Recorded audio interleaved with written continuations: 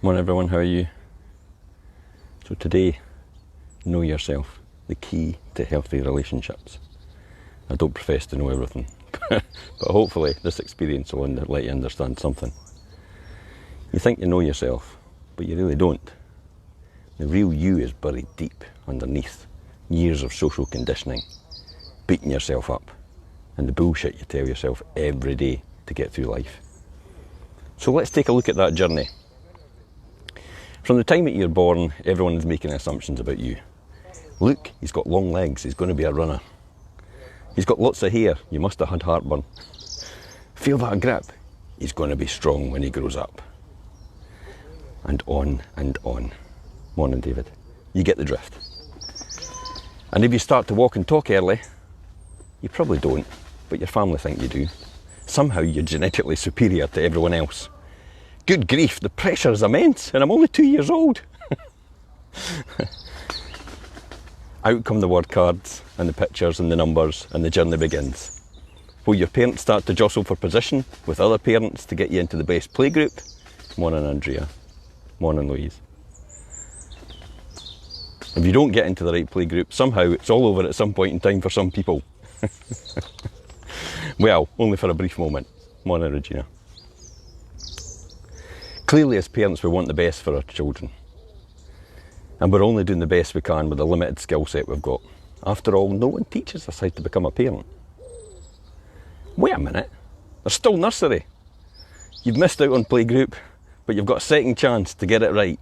Make your parents proud.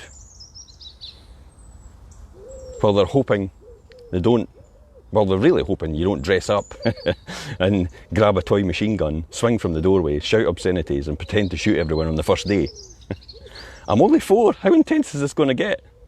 Morning, Nigel. Morning, Francis.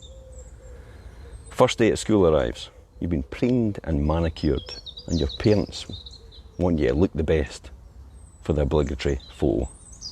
Snap. The journey begins all over again. Constant assessment, social conditioning, telling you how to act, encouragement, which comes across sometimes as criticism, but you don't understand the rules of engagement. Wait a minute, I'm only 5. Morning, Linda. Your teachers, parents, grandparents, school friends all start to mould and shape your thoughts throughout the years as you conform to what they want because you don't know any better. And the real you starts to get buried deep down. It's inherent in us to please our parents because the true driving force within us is to be loved and liked. Remember this phrase, as it literally is the driving force behind every decision we make.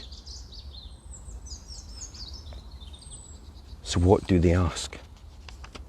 You struggle in a particular subject and everyone thinks they should be pushing you to succeed more, even though you don't enjoy it and you're really no good at it. But your parents are convinced into thinking that if you don't get a pass in this subject, it'll hold you back for the rest of your life. Morning, Angela. You hear peers talking about you. And while they mean well, they say things like, you could be a doctor one day, you could be an astronaut, you could be anything you want to be. And you're thinking, I just want to be a tree. Bloody hell, I'm only 10 years old, give me a break. High school kicks in, you meet new friends and jostle for position again to get into certain peer groups and look for people like you.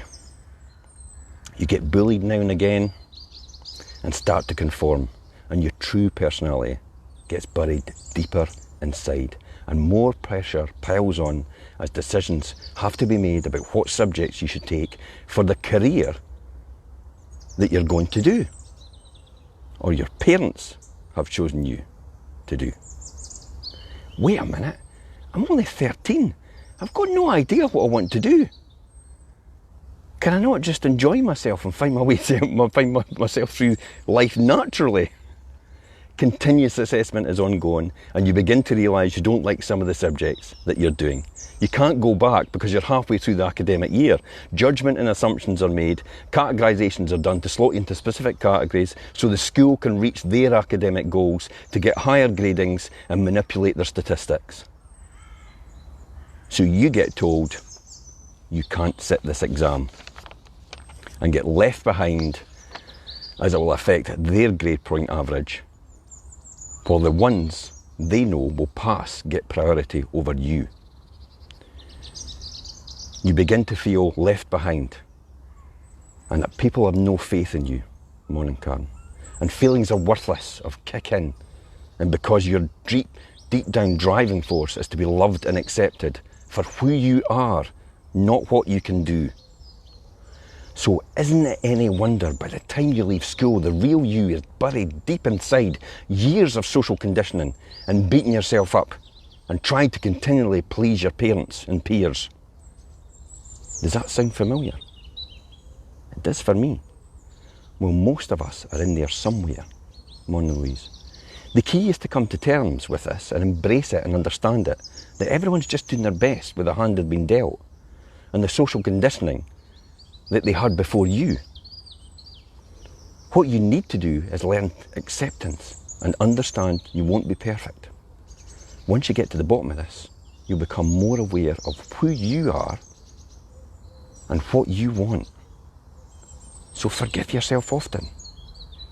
Think about what you want and not what your parents, friends or society wants for you. You'll be a better person for it. And you'll be able to have better relationships with other people in the future. And they will have better relationships with you. After all, this is the primary reason that most couples can't get along, because there's social conditioning and baggage they bring to the relationship with them after their initial feelings of hormones and instincts wear off. Well, I'm here to tell you, it's time to offload that baggage. But that, my friends, is a whole different chapter. And I'll see you tomorrow at 7:30.